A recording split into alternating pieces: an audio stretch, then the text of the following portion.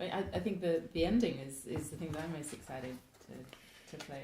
Yes, this is probably in many ways the most tongue-in-cheek of the lot, in that it begins, it will sound like a genuine jig, I suppose, that you could imagine being played by a traditional band, except it's all pizzicato strings, but then gradually the tonality of what's going on is stretched and changed and altered, and it becomes, I wouldn't say grotesque, but certainly changed as the music goes. And then, very unexpectedly, with this menimoso towards the end, and you're marked hesitant and so on, this strange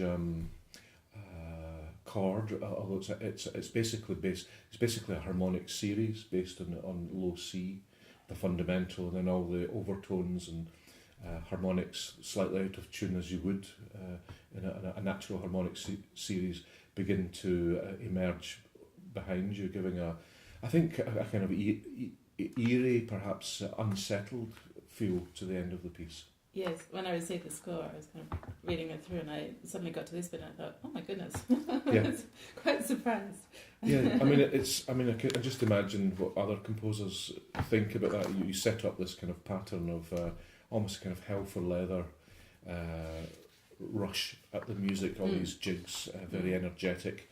I could have ended energetically, but just something struck me at the time that perhaps the music needed to go into a very different place.